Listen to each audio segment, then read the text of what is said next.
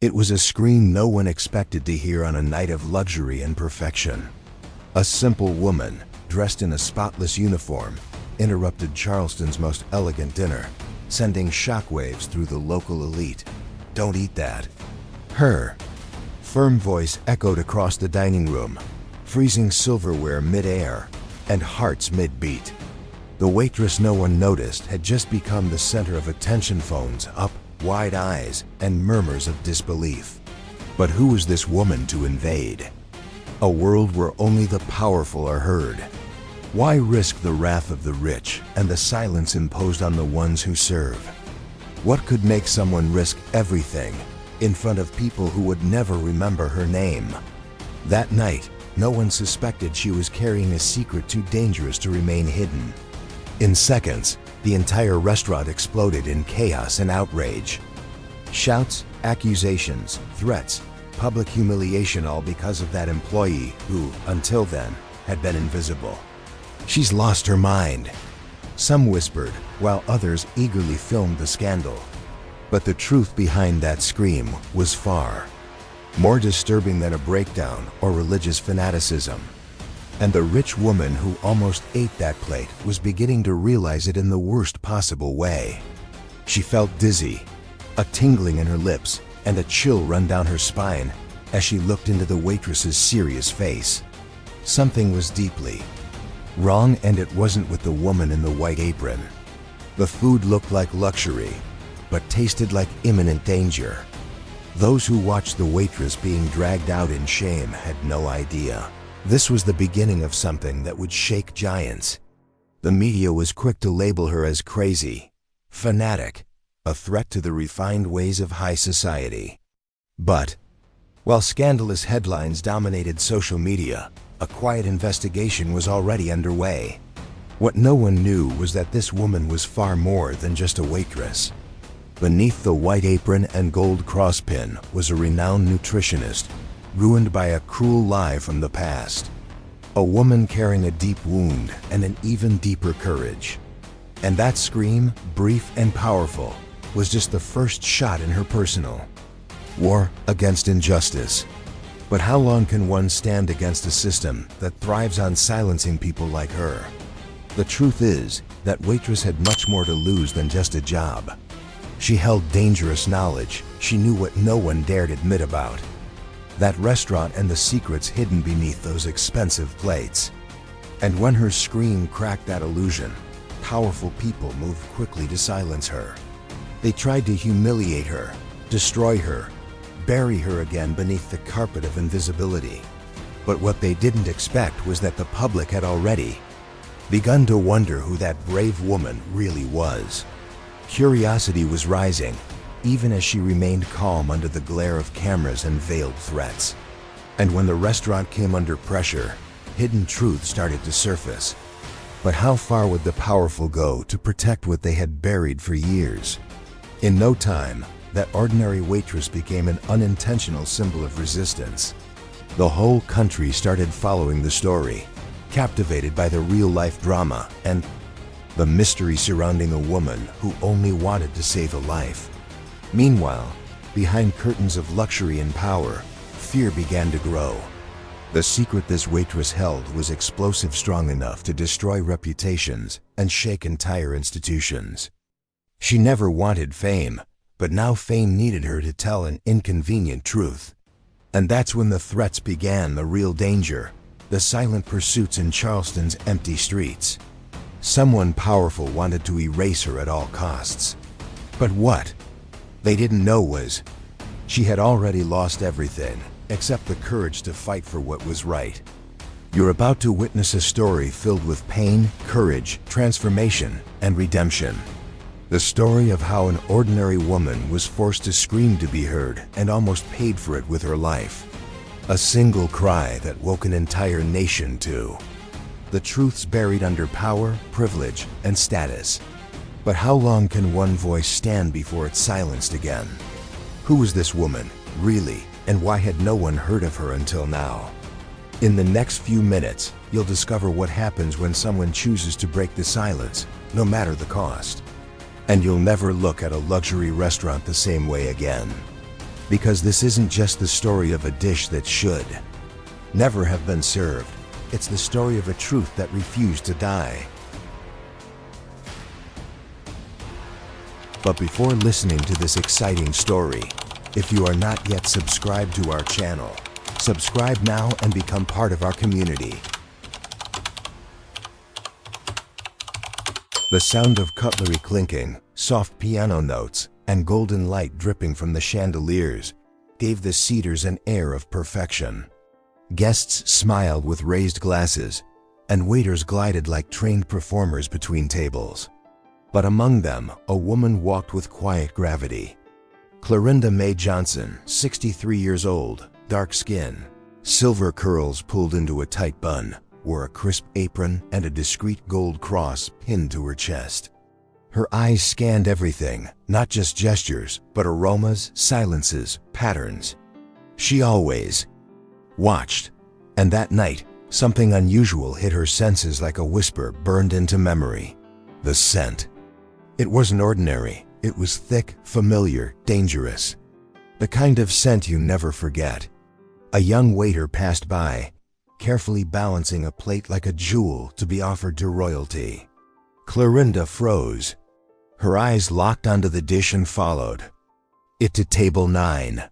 Charlotte Whitmore was laughing, surrounded by polished friends and expensive perfume. The fork was already in her hand, her posture ready to taste the moment. Clorinda's chest tightened. An old ache pulsed in her temples. That combination of ingredients, that nut, it wasn't safe. She took 2 steps forward, paused, and then spoke with a voice sharpened by truth. "Don't eat that." The shout shattered the room like crystal breaking under pressure. The waiter stumbled slightly, and the pianist hit the wrong note. Heads turned fast, shocked and judging. Clorinda crossed the dining floor as though piercing an invisible curtain. Her gold cross shimmered as she moved. She didn't ask for permission. She reached table 9 and stared directly at Charlotte. "I said, don't eat that." Her voice didn't shake. Charlotte's hand trembled, the fork hovering mid-her. Her friends laughed nervously, trying to reclaim control of the moment. But Clorinda didn't flinch. With a precise motion, Clorinda removed the plate. Some food tumbled onto the elegant rug. Gasps filled the air. One of Charlotte's friends shouted. Another raised her phone, already recording. The waiter looked frozen in place. Clorinda's cross caught the light again like a warning. Charlotte remained still, staring at her with a mix of confusion and trust. "You don't understand now," Clorinda whispered. "But one day you will." Silence deepened. Someone in the back muttered, "Film this, it's gonna go viral." A moment ago, this room glowed with status. Now all eyes were fixed on a woman who dared to interrupt. Melinda Carter stormed in like thunder wrapped in heels. Red-faced, eyes burning, she barked, "What's going on here?" When she spotted Clorinda holding the plate, she exploded. "Have you lost your mind? You're done here. Fired right now." Whispers rose like smoke. Some guests chuckled. Others whispered, "Religious freak." Behind flutes of champagne. "Crazy old woman," someone else hissed. But Clorinda stood tall. She didn't cry. She didn't shout. She stood like someone who had carried this weight before. Her silence screamed louder than any insult. Charlotte couldn't stop staring at the fallen dish. The scent was stronger, now more defined, more dangerous. The texture, the seasoning, the sheen of the shaved nut. Something twisted in her stomach, not from shame but from instinct. A fear she couldn't explain. Her friends tried to distract her, saying this would be hilarious online. But Charlotte couldn't laugh. Her eyes stayed on the woman who had stopped time. And deep inside, a whisper said, "She just saved me from something I didn't even see coming." Clorinda didn't resist. When the guards approached, she didn't plead. She simply adjusted her bun, folded her cloth gently, and walked with dignity. Behind her, laughter stirred again. Whispers snapped at her heels, but she didn't look back. Outside, The Charleston night was colder than usual. A quiet wind brushed her face like an old reminder.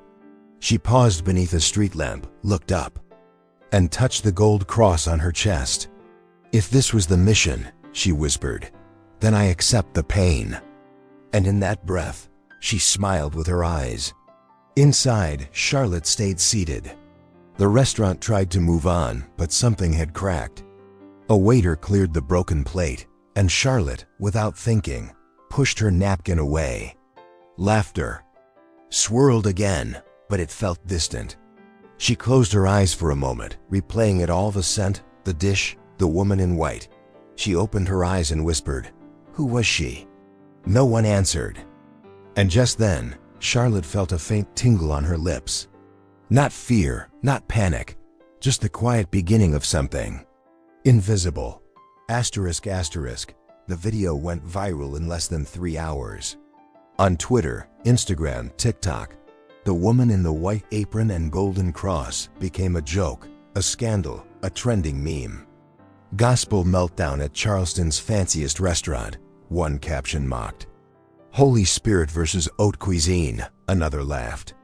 Clorinda didn't use social media, but the echoes of mockery reached her anyway. Epiceters last nights. Scene still burned like a wound. Manager Melinda Carter paced furiously, throwing papers across her office. "It's all her fault," she shouted. "That woman destroyed our reputation in minutes." And though she tried to appear in control, her hands trembled more than her words did. By morning, local news vans were already outside. Microphones stretched forward, cameras rolling, reporters hungry for a quote that could generate clicks. "Fanatic employee halts elite dinner over divine vision," one site speculated. Melinda, hastily made up, stepped out with a rehearsed speech. "Unfortunately, we had an isolated incident involving a staff member suffering from emotional instability. We've taken immediate action." No one asked for the woman's name. No one questioned why she shouted. It was easier to reduce her to a caricature. Crazy, old, too religious. Her cross became a symbol of hysteria. And once again, Clorinda was erased from her own story. In her small house on the edge of town, Clorinda slowly folded her dish towels.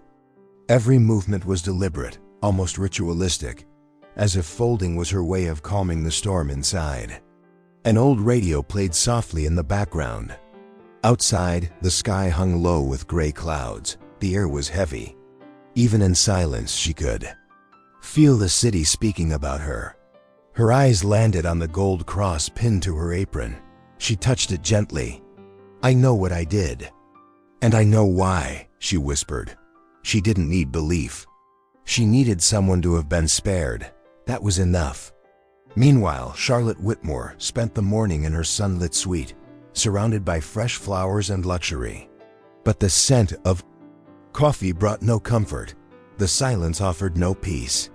She scrolled through her phone, but the messages felt empty. The video haunted her more than she admitted. That woman, that look, that urgency, wouldn't leave her mind. Charlotte wasn't religious, not superstitious either. But her body was reacting like it had narrowly escaped something unseen. "What was in that dish?" she whispered, and felt a soft dizziness rise as she recalled the smell. Back at the restaurant, Melinda gathered the staff. "From this moment, no one speaks to the press. Not about the dish. Not about the guest. Clorinda is no longer part of this team." Some lowered their eyes. Others nodded silently. But the room was full of tension. The kind of silence that holds both guilt and fear. One young waiter, the one who'd served the dish, remembered Clorinda's eyes clearly. They were sharp, almost prophetic. But he said nothing. Fear was stronger than conscience. And at the Cedars, reputation was worth more than truth. Clorinda spent the afternoon tending her garden. The herbs grew quietly, like her. Lavender, mint, basil, all nurtured with care. Her hands in the soil were a form of prayer. Every leaf plucked was an unspoken sentence. As she worked, memories surfaced. Patients saved, conferences attended, a lifetime of service to food and healing. God knows, she whispered.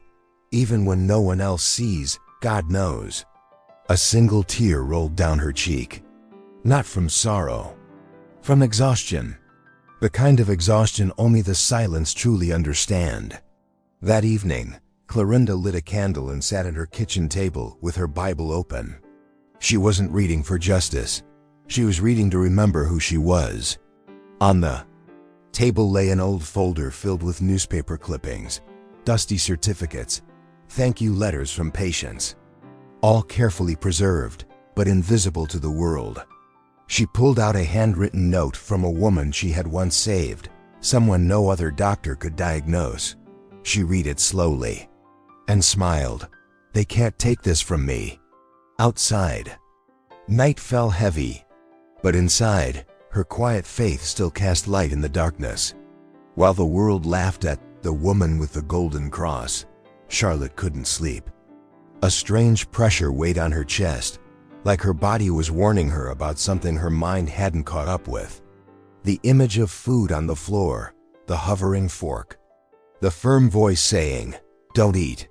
It all came back in fragments.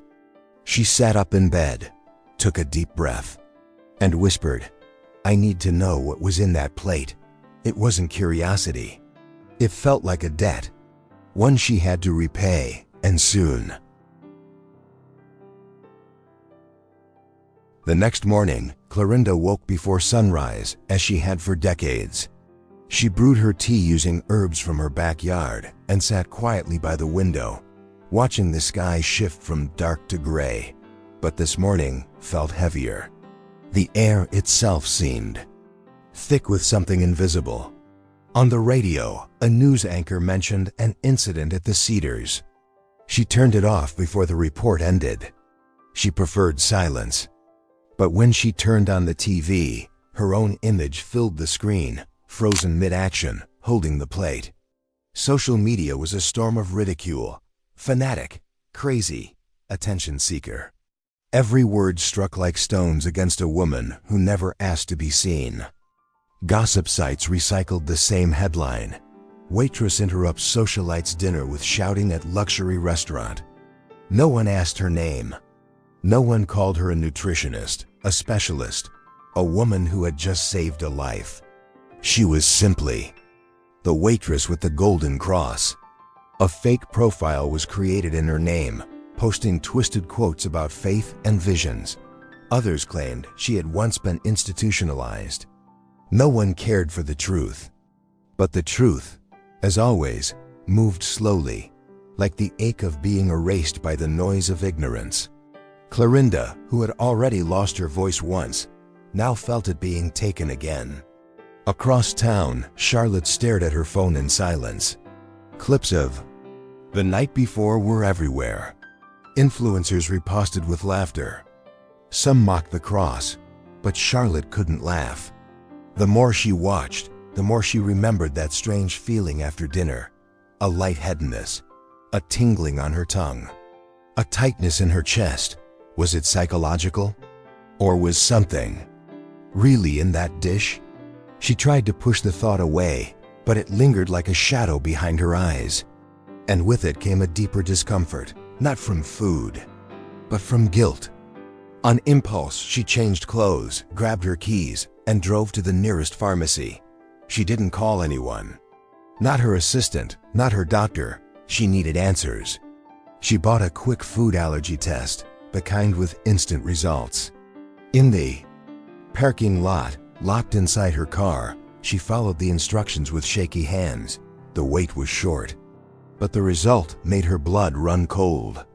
A severe reaction to an obscure ingredient, West African shea nut, rare, elegant, and dangerous. For anyone with allergic sensitivity. Charlotte went pale. The woman she'd nearly dismissed had saved her life. She returned home without speaking, ignored calls, postponed meetings, turned off her social feeds. Alone, she sat on the sofa with the test in her lap. The image of the plate, the smell, the lifted fork, it all came back. So did the vision of Clorinda standing in that restaurant, being shamed for shouting a truth no one wanted to hear. Charlotte felt a sharp sting in her chest. For the first time in years, she cried, quietly. It wasn't just guilt. It was deeper. The recognition of injustice. And the growing sense that she had become part of it, even without meaning to. At the Cedars, no one spoke openly about what had happened. In the kitchen, silence replaced gossip. The dish had mysteriously disappeared. None of the chefs claimed it. Melinda's eyes were wide with control as she barked orders and tightened. The Rains. The restaurant released a new statement. We are cooperating fully with authorities and reaffirm our commitment to excellence. But behind the velvet curtains, fear was blooming.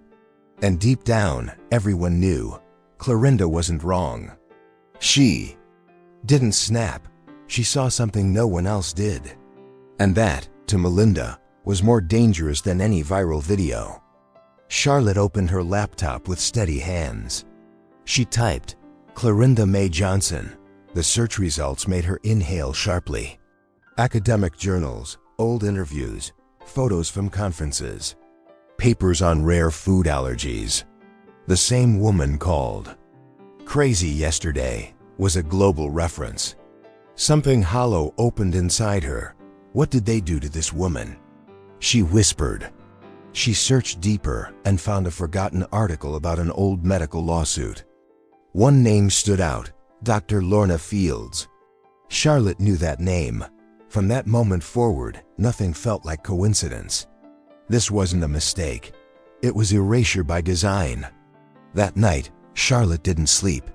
She wrote a letter by hand, sealed it in a plain envelope, and left it by her mirror.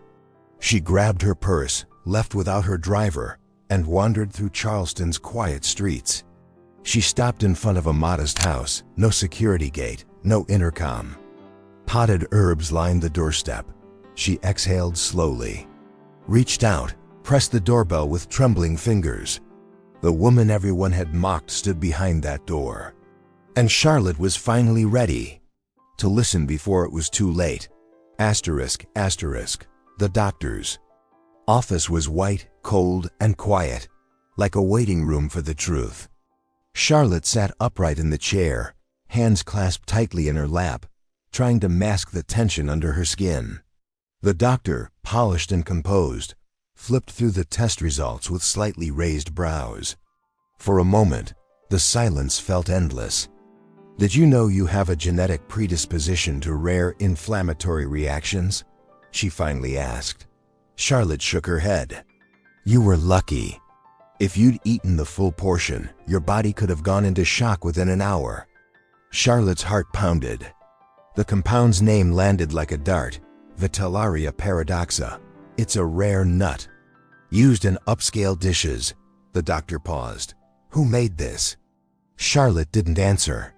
Her eyes drifted to the window, where trees swayed gently in the afternoon breeze, as if whispering something. The memory of the scent returned, vivid and undeniable, sweet, oily, exotic. She now recognized danger in what had once seemed luxurious. She took a deep breath, trying to settle the nausea that came late. Are you sure this was served at a restaurant? The doctor asked again. Charlotte nodded. Yes, and it wasn't on the standard menu. It was special, exclusive, secret. And someone had known exactly what they were doing. Suspicion formed, and with it, fear. Leaving the clinic, Charlotte sat in her car for a long time. Her hands trembled on the steering wheel. She closed her eyes and saw it again. Clorinda walking across the dining room. Steady steps, that sharp voice. Don't eat that. It wasn't a breakdown. It was a warning. A desperate attempt to stop something invisible from doing irreversible damage. No one listened. No one defended her. But she defended everyone. Charlotte swallowed hard, guilt mixed with gratitude. A woman shamed in public had done what no one else had the courage to do.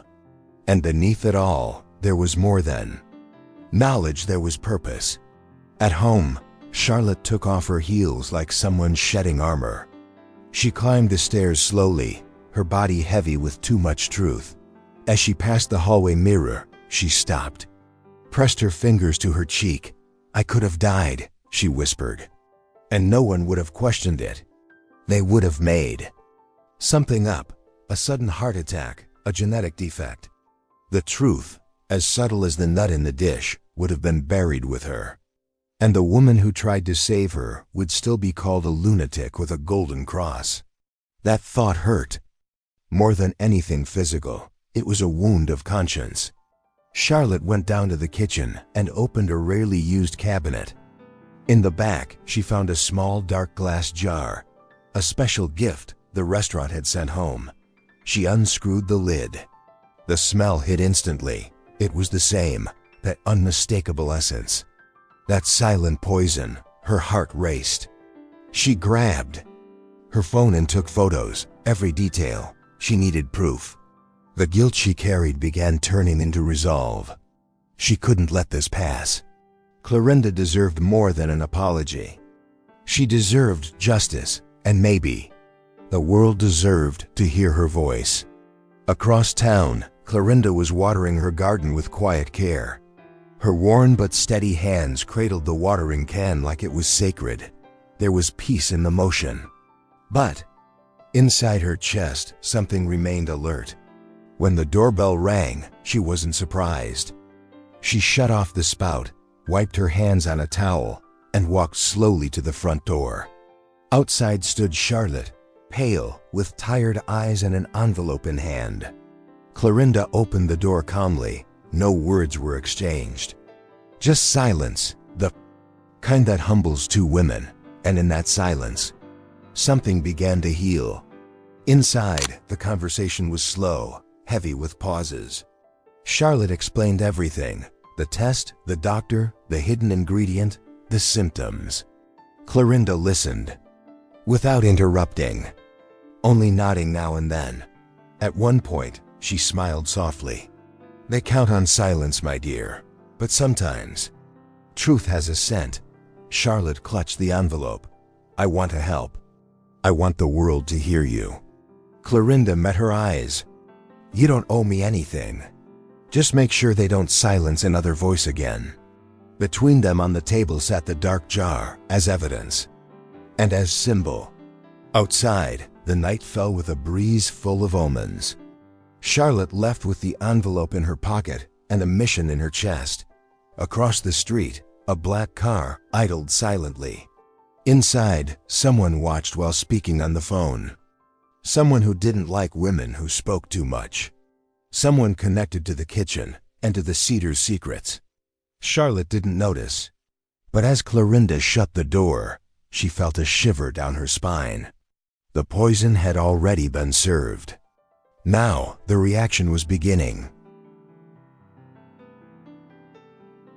Charlotte arrived early at the Cedars. The dining room was still dark, chandeliers off, the air filled with the scent of floor polish. She wore dark glasses and a soft scarf, trying not to draw attention. But Melinda Carter spotted her the moment she walked in. The manager approached with a rigid smile. "Mrs. Whitmore, what a surprise." Charlotte remained polite. "I need to speak with someone from the kitchen." Melinda hesitated. About what, exactly? The tension spread like perfume that lingered too long. Charlotte was blunt. "An ingredient, something small that almost killed me." Melinda's smile vanished. Melinda tried to stay composed, but her tone shifted. "I'm afraid the chefs behind that special menu no longer work here." Charlotte crossed her arms. "Convenient." Melinda cleared her throat. "Actually, that night's menu was designed by an outside consultant." Charlotte nodded slowly. "Would that consultant happen to be named Lorna Fields?" Melinda's face lost color. "I'm sorry," Charlotte repeated. "Dr. Lorna Fields, nutritionist, functional food expert, known for eliminating competition effectively." The silence that followed said more than any answer. And Charlotte knew she was on the right path. That afternoon, Charlotte hired a private investigator. She wanted more than answers. She wanted evidence. Within 2 days, he returned with a full dossier. Clorinda May Johnson, former clinical nutritionist, international speaker, awarded for research on rare food allergies. The file included press clippings, old certificates, and mentions at global medical conferences. But at the end, there was a lawsuit. A negligence accusation filed by another professional. The name? Dr. Lorna Fields. The report described a grave error, a patient hospitalized, but the wording felt off. Too formal, too cold, almost rehearsed. Charlotte read every line with care. She spotted contradictions, mismatched dates, digitized signatures. A clinical report with no hospital named. The investigator added, "This reeks of a setup." Then he revealed something worse. Lorna Fields had been promoted shortly after, hired by major restaurant chains as a nutritional consultant. One of them, the Cedars. It was as if Clorinda had been erased so someone else could take her place. Charlotte sat in silence. Her heart pounded. This wasn't just injustice, it was a conspiracy, and now she was part of it. The next day, Charlotte returned to Clorinda's house. She carried the dossier like a sacred file. Clorinda opened the door calmly, dressed in simple clothes and a scarf over her hair. Charlotte stepped in silently. They sat at the table. Charlotte slid the envelope across. "I know everything." Clorinda didn't flinch. She opened it slowly, read through the pages carefully.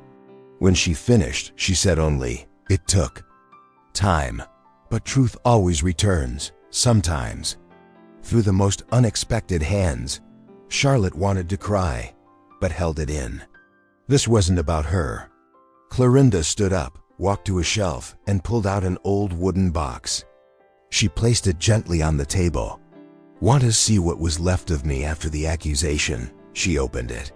Inside were a yellowed photo, an old ID badge, handwritten research notes, and a resignation letter. "They told me to disappear quietly. And I did." Charlotte picked up the letter, read the words. Felt the weight of forced surrender. Clorinda looked at her steady. Man's justice is weak, but time listens to prayers no one hears. And in that moment, something shifted inside Charlotte, as if another's pain had become hers too. Charlotte acted fast. She hired a lawyer, scheduled a meeting with the National Nutrition Board, drafted a public statement in Clorinda's defense. But before releasing anything, she returned with a question. "Can I tell your story?" Clorinda thought for a moment, then nodded. "On one condition, don't make me a martyr. I'm no saint. I'm just someone who knows when a dish is poisoned." Charlotte smiled. That's more than enough. Together, they began planning how to restore a name that never should have been erased. A name that deserved to be remembered. But somewhere behind polished desks and hushed phone calls, someone was watching. Lorna Fields received the legal notice from Charlotte's lawyer and crushed her wine glass in her hand. "That old woman came back," she hissed. Elsewhere, in the city, Clorinda stared at a blank sheet of paper. She picked up a pen and, for the first time in years, wrote her full name. No fear, no shame, no silence, and in her signature, there was no tremble, only courage. **** Clorinda's house smelled of lavender and old wood. It wasn't large or modern, but it carried the dignity of spaces cared for with love. Every object seemed to have a reason, a memory, a scar. Sunlight entered through bare windows, falling over shelves filled with thick books, plants growing in porcelain teacups, and handwritten verses framed on the walls. Charlotte moved slowly, quietly taking it all in. "It feels like time knows how to wait here," she murmured. Clorinda smiled. "Nothing needs to rush in this house." They sat at the kitchen table, between a cast iron kettle and 2 cloudy glass cups. Here, words didn't need to hurry, and silence meant something. Charlotte had brought flowers, a bouquet of white lily wrapped in recycled paper. Clorinda nodded gently in thanks. Flowers that don't beg for applause, she said. The best kind. She poured chamomile tea with honey and sat across from Charlotte. For a few moments, neither of them spoke, as if what they needed most was just to be. Charlotte watched Clorinda's hands, strong, weathered, veins raised. Hands that had once held scalpels, wooden spoons, and lives. "How do you live with such peace after everything?" she asked. Clorinda exhaled. "Pain taught me to stop chasing stages. Only purpose." Charlotte pulled a notebook from her purse. "May I take notes?" Clorinda nodded. "On one condition. Write with your ears, not just your hand." Charlotte smiled. She began with gentle questions. About Clorinda's childhood, her path to nutrition, the first signs of injustice in the system. Clorinda answered calmly, sometimes wandering into memories, aromas, or quiet details. She told of a patient she diagnosed by the smell of his breath. Of a teacher who once said, "When no one believes you, listen to your body. It always knows." Charlotte wrote with care, as if planting seeds with every sentence. On top of the fridge was a frame turned backward. Charlotte stood and looked at Clorinda, who gave her a nod. She turned the frame. Inside, a black and white photo of a young woman in a lab coat with Clorinda's eyes. "My mother, she was a midwife," Clorinda said. "No diploma. But she saved more lives than any hospital." Her voice wavered. "I promised her I'd study, to give a name to the knowledge she carried in her hands." Charlotte felt her throat tighten. This woman wasn't just a survivor. She was a bridge between erased generations, a forgotten name, asking to be spoken. On a low shelf sat a row of worn notebooks labeled in handwriting. Unsolved cases, forgotten flavors, invisible allergies. Charlotte asked to see them. Clorinda handed her one with a faded blue fabric cover. Inside were hand-drawn diagrams, detailed notes, illustrations of exotic fruits, and patient records rejected by traditional clinics. "I never published any of it," she said. No one wanted to listen. Charlotte didn't speak. Not because she lacked words, but out of respect. In those pages were science, memory, faith, and resistance. It was the archive of someone who lived to serve, even when unseen. As evening approached, Clorinda opened a cabinet and pulled out a small box. Inside were a dozen golden cross pins. "A nurse gave these to me," she said. "She used to say, 'When the world won't hear your voice, wear this. Someone will notice.'" She handed one to Charlotte. "It's yours now, not for religion, for mission." Charlotte took it in both hands. "I promise not to stay silent." Clorinda smiled. "Not for me, for those yet to come." They embraced without hurry, the kind of embrace that passes something on, like a torch. And now, the walk would continue with new feet. Before leaving, Charlotte paused by the garden. A small bed of basil, lavender, and boldo bloomed by the gate. Clorinda stepped closer. Plants that heal, but only when respected. Charlotte knelt and touched one of the leaves. "They remind me of you," Clorinda smiled. "Not all medicine comes from pharmacies. Sometimes it comes from the right silence, at the right time." Charlotte left with misty eyes. That house wasn't just a refuge. It was a temple of quiet, wisdom. And now she knew her purpose, to bring Clorinda out of the shadows and show the world her roots were still alive. On the sidewalk, Charlotte took a deep breath. The sky glowed gold, touched by the end of day. She pulled out her phone and called her PR team. "I want to schedule a press conference. It's about her." On the other end, hesitation. "Are you sure, ma'am?" Charlotte replied firmly. "Yes, and make sure there's a chair for Clorinda. She'll sit in front." As she ended the call, a bird landed softly on the garden fence. Inside, Clorinda watered her plants with the same steady care, but her eyes held something new. Not hope, readiness. The hearing invitation arrived in a plain envelope, but it carried the weight of a verdict. Clorinda received it at her gate, handed directly by an officer who did a double take before walking away. "Your presence is mandatory," the letter read. It was a public event, broadcast live, with board members, press, and medical representatives. "Charlotte, read it aloud." Clorinda simply nodded. "It's time." In the days that followed, the story quietly began spreading. Medical blogs, alternative news, and a few activist pages started asking, "Who is Clorinda May Johnson?" But across the boardroom table, Dr. Lorna Fields was also preparing, and she didn't plan to lose her grip on power. Lorna gathered lawyers, handpicked experts, and a crisis management team. "We'll bury her with elegance," she said, with the chill of someone who doesn't see people, only threats. She released statements to the press. "The accused suffers from severe cognitive distortions. The case was reviewed years ago." She painted Clorinda as bitter, emotionally unstable, tried to block her from speaking, citing mental fragility. But it didn't work. Public sympathy was growing. Comments appeared online. If she were that unstable, she wouldn't have saved someone's life in seconds.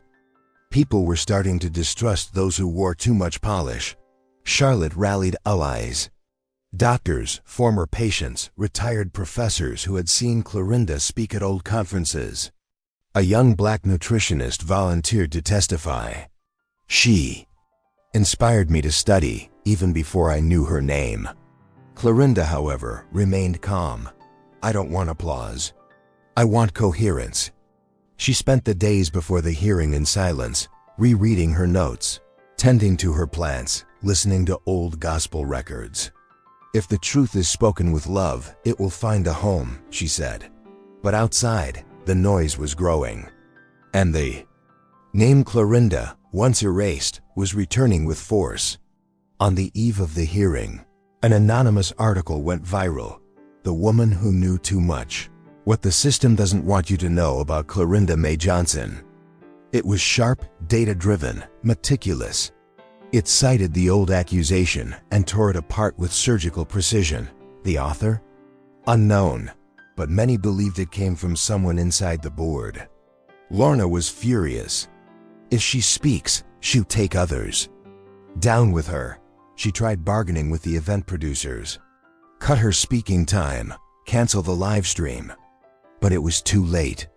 Too many eyes were watching. The stage was set. The next morning, Clorinda rose before dawn. She dressed simply, a beige blouse, dark skirt, and the gold cross brooch pinned to her chest. Charlotte picked her up. They didn't speak, just exchanged. A firm look, the kind that doesn't need words. At the venue, cameras flashed. Reporters shouted questions. Clorinda didn't answer. She walked tall, slow, eyes fixed ahead.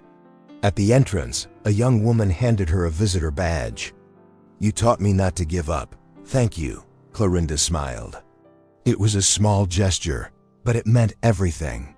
The room was full. Board members, journalists, students, observers. Lorna entered in a pristine dress, her smile professionally rehearsed. Clorinda sat across from her, silent. A microphone stood between them. The board chair opened. "We're here to hear both parties regarding the historic complaint filed against Ms. Clorinda May Johnson." Lorna spoke first. She used 15 minutes. Recycled jargon, distorted facts, hinted Clorinda had acted out of chronic impulsivity. She cited unverifiable reports and closed with an icy smile. "I regret her suffering, but that doesn't prove her competence." The silence that followed was thick as fog. All eyes turned to Clorinda. She didn't rush, took a breath, adjusted the brooch on her chest, then began softly. "Pain didn't make me bitter. It made me alert." She reached into her bag and pulled out a slim folder. Inside, medical reports, patient letters, long-forgotten articles, all meticulously arranged. "I wasn't erased for making a mistake. I was erased because I made people uncomfortable." Because I saw what no one wanted to see. Her eyes met Lorna's, and I still see. The room stayed dead quiet. Clorinda didn't shout, didn't cry, but she made the floor shake. At the end of her testimony, she stood, faced the board. If I fall today, let it be standing. Because medicine that doesn't listen kills in silence. Applause erupted from the crowd. Some stood, others filmed through tears. Lorna sat still, her smile frozen. But inside, she could feel the structure cracking. The board suspended the hearing for 48 hours to review the documents. Clorinda left quietly, but not alone. Outside, a crowd had gathered. Someone shouted, "Thank you for speaking," even when no one wanted to listen. Clorinda raised her hand and nodded. The room was packed. Lights, cameras, murmurs, and tension so thick it hung in the air like heavy velvet.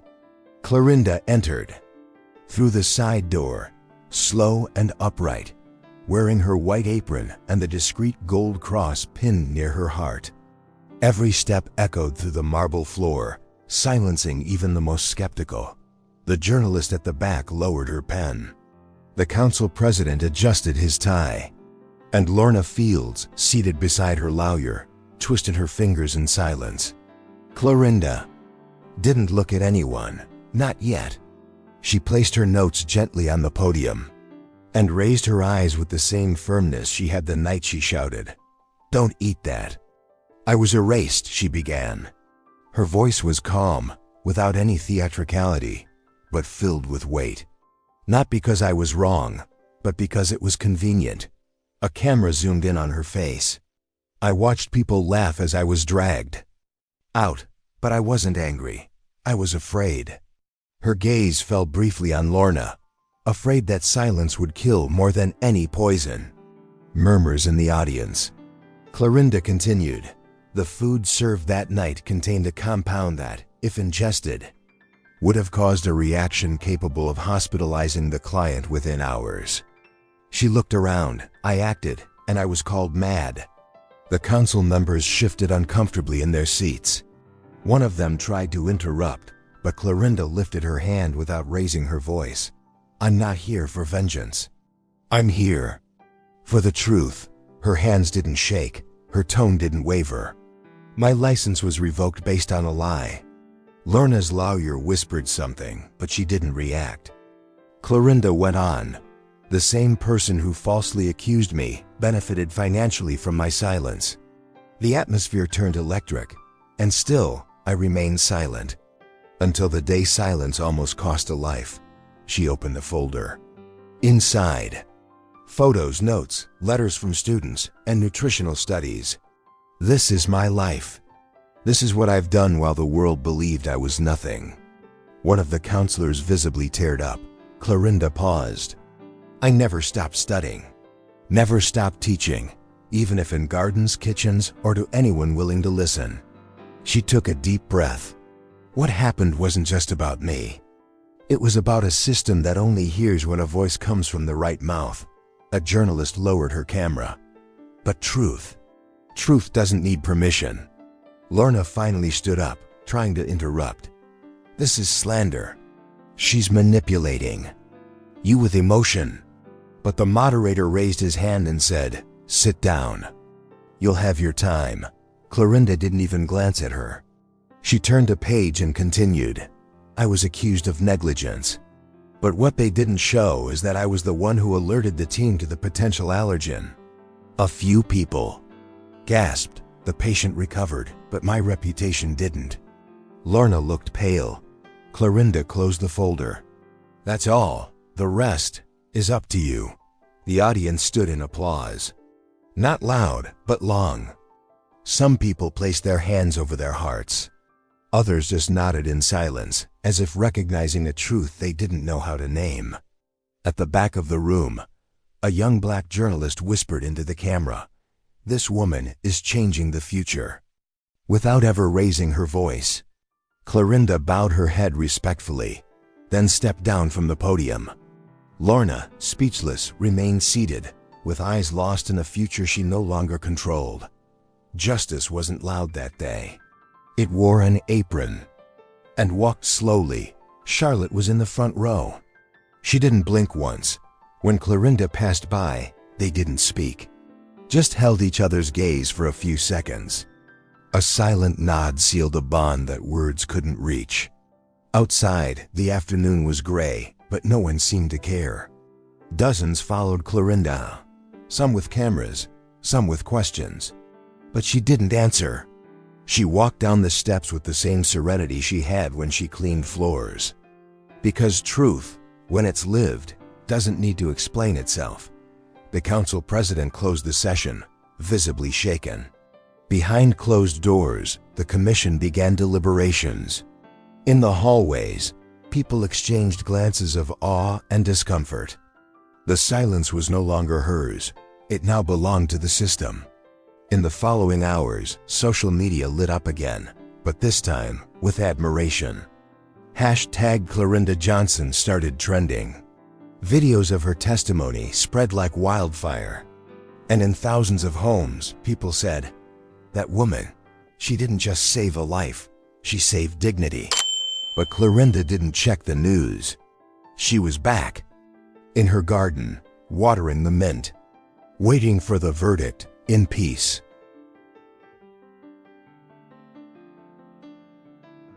Dawn had barely broken when Clorinda stepped outside, walking slowly, her thoughts heavy. The hearing had reopened old wounds, but she remained steady, cross on her chest, truth in her soul. As she turned the corner by the bakery where she always bought cornbread, a strange noise reached her ears: revving engine, screeching tires. Everything happened too fast. A black car came speeding directly toward her. Clorinda's eyes froze. That's when a young protester, holding a cardboard sign, shoved her forcefully to the side. The car slammed its brakes, skidded, and fled. Clorinda hit the ground, her arm bleeding, as voices screamed around her. Sirens grew louder in the distance. The boy who pushed her was a nutrition student. He said he'd been following Clorinda's story since the restaurant scandal, and had seen the suspicious car circling the neighborhood. "It was for you. I saw them accelerate. It was intentional." Clorinda tried to breathe, but the shock squeezed her chest. Police arrived quickly. The security footage showed everything clearly: the car, the attempt, the escape. The video went viral within minutes. Headlines screamed, "They tried to kill the woman who saved lives with a single scream." At the station, tension filled the air. Clorinda didn't cry. She just asked for water, adjusted the brooch on her wounded chest, and waited for the truth to rise again. Hours later, a waiter from the Cedars was arrested. He had debts and a shady history of blackmail. During interrogation, he confessed he was paid to scare Clorinda. Not to kill her, he claimed, but to frighten her, shut her up, keep her away from the spotlight. The person behind it? A top investor at the restaurant. A former patient of Lorna Fields. The connection was clear and dangerous. The news exploded. It was no longer just a case of professional injustice. It was persecution.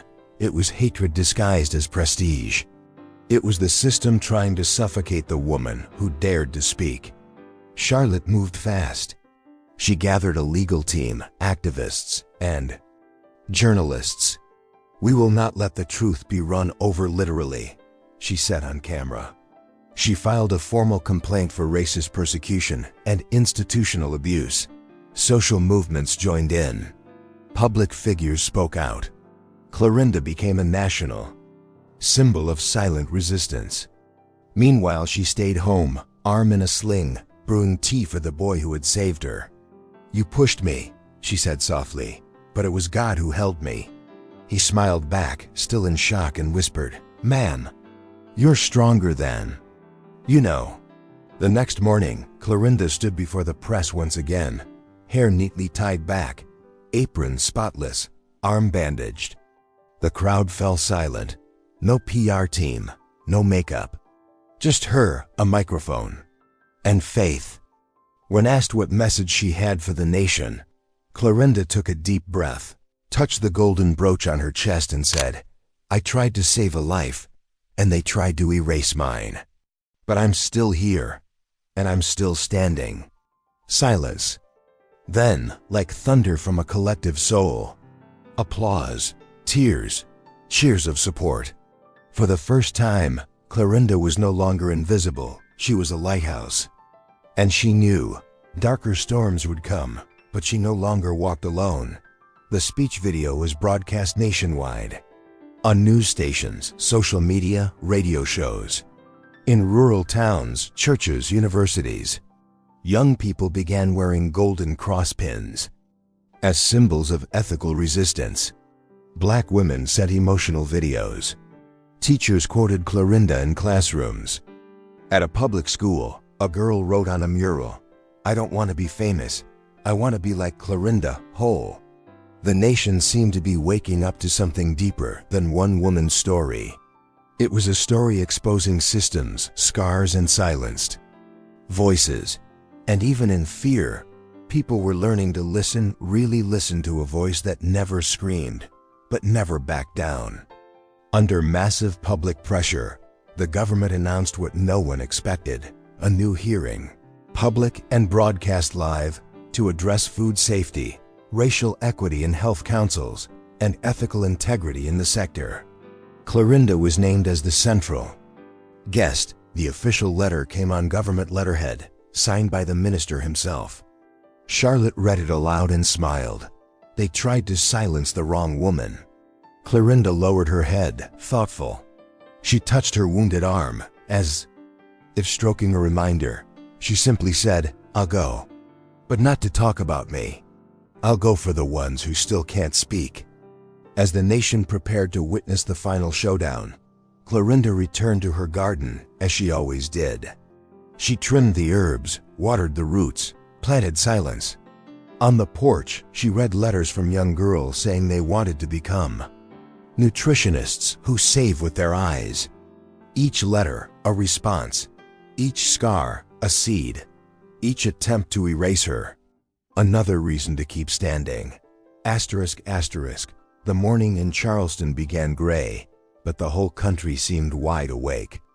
The streets outside the hearing building were packed with voices, cameras, signs, silent tears, and raised fists. Inside the hall, Clorinda walked in slowly, wearing her same white apron, the golden cross on her chest, and the silence of someone who's learned to be strong without shouting. The minister announced, "This is a national public hearing on ethics, institutional racism, and food safety." The cameras rolled. Charlotte sat in the front row, hands folded in her lap. The room went still as Clorinda took the microphone. And then ... she spoke. "They took my voice, but they couldn't erase what I know." Her tone was low, but steady. "It all began with a plate, but it wasn't just food. It was neglect, vanity, power." Clorinda recounted everything, from the shout in the restaurant to the cold floor of the police station. She named names, exposed numbers, recalled Charlotte's face seconds before the avoided tragedy. "And when I tried to save a life, they tried to erase mine." Outside, the crowd shouted her name like a chant for justice. "Clorinda! Clorinda!" Then, something unexpected happened. A young woman in a pale suit stood among the attorneys. "Mr. Minister," she said, "I was Dr. Lorna Field's assistant for 3 years." The room froze. "And I was the one who forged the reports used to destroy the reputation of nutritionist Clorinda Johnson." She handed over folders with proof, emails, handwritten orders, altered copies. "I did it out of fear. And because they promised me a spot at Harvard." Silence. Cameras turned to Lorna. Lorna stood and tried to speak, but was interrupted by an officer. Handcuffs, firm voice. "You are under arrest for fraud, institutional persecution, and witness intimidation." The hall erupted. Some applauded. Others cried. Clorinda bowed her head, like someone praying without sound. And when she lifted it, her eyes were wet. But it was a different kind of pain being released. It was the slow burning of shame, injustice, loneliness. It was the flame of liberation. For the first time, she let the world see her vulnerable and still whole. After a short recess, the minister asked for quiet. He said that in the name of restorative justice, Clorinda was being offered a lifetime seat on the National Ethics and Nutrition Committee. The crowd rose in applause, but Clorinda shook her head. "Thank you, but my mission lies elsewhere." The silence turned curious. "I want to create a grassroots training program for Black women who've never been told they can be specialists. A project combining food education, preventative health, and dignity. Suggested name, The Table That Belongs to Us." The minister nodded, moved, approved. The phrase echoed. A new chapter was born, not glamorous, but real. That night, newspapers across the country ran headlines like, "The Woman Who Turned Pain into Public Policy." But Clorinda wasn't watching. She sat on her porch, sipping tea, eyes on the horizon. The fire burns, she thought. But sometimes it prepares the soil to bloom again. Days later, the scene was different. A simple community center. Plastic tables, hand-drawn posters, and curious voices bouncing off the walls.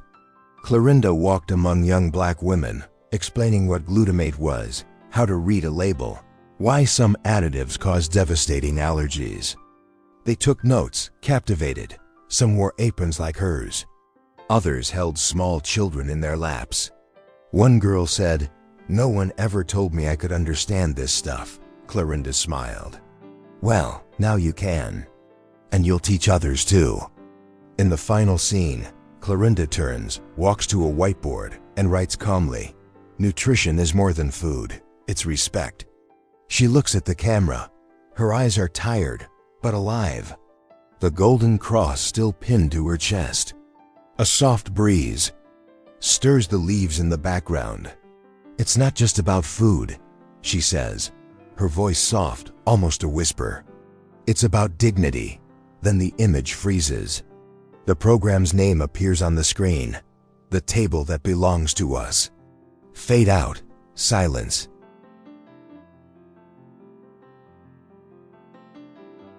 In a world that judges by appearances and despises silence, Clorinda May Johnson proved that truth has its moment, and when it comes, no one can silence it. She had no stage, no microphone, no powerful allies, but she had courage.